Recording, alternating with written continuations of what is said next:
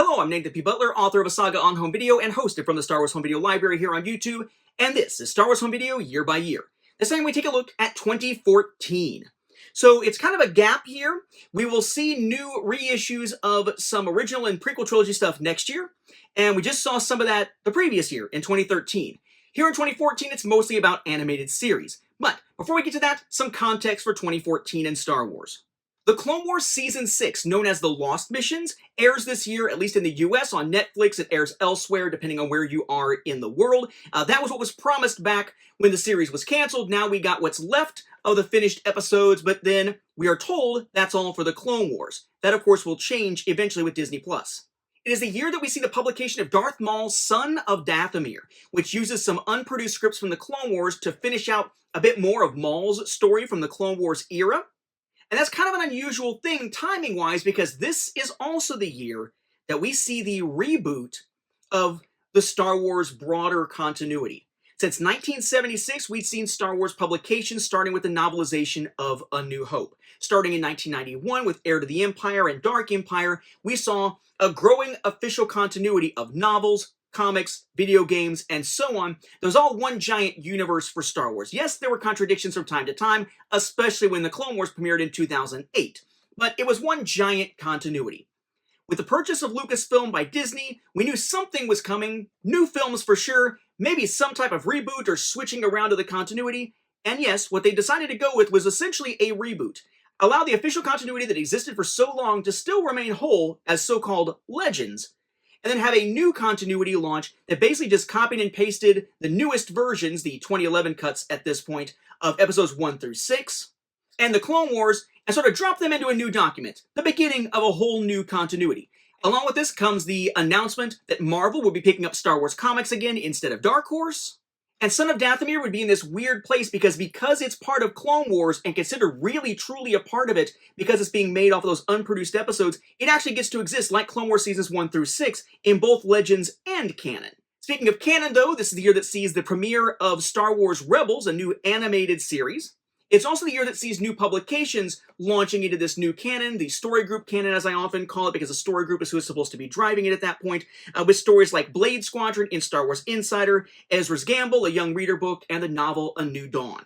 So very much a year of change for Star Wars, still seeing those ramifications, those ripple effects from the purchase of Lucasfilm by Disney. As I mentioned, the Clone Wars finished out on Netflix in the US this year, which meant we also got home video releases, but not through Warner Home Video. Which does mean there's a change to the approach to the Blu-rays. The Jedi Archives bonus features that we saw on all the Blu-rays from Seasons 1 through 5, there was extra stuff just for Blu-ray from Warner Home Video, does not exist for Season 6. So we have Clone Wars The Lost Missions, aka Season 6. It does include some bonus features because it does have the story reels, basically the unfinished story reels, for what we would eventually see as the Bad Batch arc of Season 7. It also includes sort of a little like mini documentary type thing, a little featurette type thing. There was an accompanying DVD release that had the documentary, but not the story reels on it. And whether you got this seems to depend on your region. The US got this here in 2014. The UK wouldn't get the Blu-ray or DVD releases of The Lost Missions, aka Season 6, until 2021, which is insane. Jumping outside the US for a little bit more Clone Wars here for just a moment, we've seen a lot of releases on VCD in the past, though they're dwindling at this point in time. But we did see VCD releases out of Turkey, including Turkish dubbed releases. And yes, for whatever reason, finally, years later, here in 2014, the 2008 Clone Wars film hits Turkish dubbed VCD in Turkey. What is up with the Clone Wars delays in this episode? Before we check out the new animated series, which of course is Rebels, which is canon, let's continue our look at a little bit from an animated series we saw last time around, and that is the Yoda Chronicles. Remember, in the United States, they kind of jumped the gun. Before the third episode of the Yoda Chronicles even aired, they put out a DVD release of the first 2 episodes. We'll find that's going to leave the third one unreleased in the US. They're a little bit smarter about that in Scandinavia, where they waited till 2014, and they got the Yoda Chronicles episodes 1 through 3. Again, Yoda Chronicles 1 through 3 aired on Cartoon Network. And then the series effectively continued with the new Yoda Chronicles for 4 more episodes on Disney XD, which became episodes 4 through 7 of the overall Yoda Chronicles saga. This is the stuff that to US eyes are from Cartoon Network. Speaking of LEGO Star Wars, the US got a new multi-pack here, kind of like what we saw in 2013 with Clone Wars, which was the Lego Star Wars 3-pack. It's basically just the individual DVD release of Padawan Menace, The Empire Strikes Out, and that one I just mentioned a moment ago of the Yoda Chronicles. So, kind of substandard here. There's no Blu-ray or minifigure for Padawan Menace, no minifigure for Empire Strikes Out, and yeah, this is the same as the initial release, but it still sucks because it doesn't have the third episode in it. Then, of course, we have the new animated series that premiered this year on television, which is Star Wars Rebels. My favorite of the Star Wars animated series because it is consistently really good. I do think Clone Wars ended on an absolute high note, but those first seasons were a little rough, whereas Rebels kind of found its footing relatively early and is kind of a broader, cohesive story here. In any event, Season 1 actually premiered with an initial episode that was double length called Spark of Rebellion. Now, the original version does not have the opening with Vader talking to an Inquisitor. That was added later when it aired in primetime. And we actually won't see that Vader scene until the Season 1 Blu-ray and DVD release the following year. But in terms of the original cut of it, without that extra opening scene, we did get a DVD release of that already here in 2014 to kind of help drive the hype. So this is the US version. The US version does have a slipcover on it. And notice, it comes with a little freebie, a ghost model. So if you open it up, aside from the DVD over here, which does not just have Spark of Rebellion, it also has the 4 shorts on it, which is pretty cool. Along with a little preview of the first season, you have this little package here. This is the Star Wars Rebels 3D model kit for the Ghost.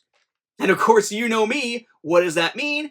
It means I had to have another one of these. So when you open the package, you've got your detailed instructions, and when you put this basically cardstock model together, this is what the Ghost winds up looking like. We did see this in other regions as well. Here's an example of the UK version, no Ghost model though. And because it was still going strong, or let's be honest, really just still existing and hanging on by a thread in some markets, we got an Indonesian VCD release of Spark of Rebellion. For what it's worth, by the way, these are kind of a big deal because it does mean that we are in this transition period again. We had all the previous Clone Wars stuff for seasons 1 through 5 in the film through Warner Home Video. But for the live-action films and for pretty much anything else, just about anything else we've seen for Star Wars up to this point, it's been through some variation of 20th Century Fox. Magnetic Video, 20th Century Fox Video, then CBS Fox Video, 20th Century Fox Home Entertainment, and now entering the picture with these Disney releases, we have Walt Disney Studios Home Entertainment. And speaking of Disney, we do have another Disney series getting a Star Wars release here to round us out for 2014, and that is this. There's a special sort of parody episode of Phineas and Ferb based on Star Wars. So here we have Phineas and Ferb, Star Wars. And in these initial copies of the parody, you not only get a slipcover, but inside, along with the DVD, you also get a little keychain. I would also note here that we have seen some releases in the past with digital copies, like the Family Guy stuff, for example, had digital copies, but typically that was just a code for a copy and that was it. As we enter this Disney era, we are going to see digital copies become more common, and oftentimes a digital copy of something will come with Disney movie points, for either Disney movie rewards, as it was called early, or Disney movie insiders, as it was called later. It is now gone entirely as of 2025, as of the time that I'm recording this. But basically, you have a little slip. And typically, Blu-rays would come with an actual digital copy with points, whereas your individual DVD releases, whether on generic or specific sheets, would just come with a sheet that has reward points on it. But as we see here with Phineas and Ferb, kind of a generic one, or Spark of Rebellion with a more specific one, these were just points that you could use online to get stuff from the Disney Movie Rewards store online. Usually kind of crappy little stuff, but you could turn in points for something. But I will not be mentioning when we see point slips and when we see digital copy slips much of the time going forward because they will become so common. I will mention them though when they're conspicuously absent. So it's a big year of change with a lot of animated stuff being released here. We will see more live-action film releases soon though. Not just the new films kicking off with The Force Awakens on home video in 2016, but actually some reissues of original and prequel trilogy stuff the very next year here. So join us next time as we take a look at 2015.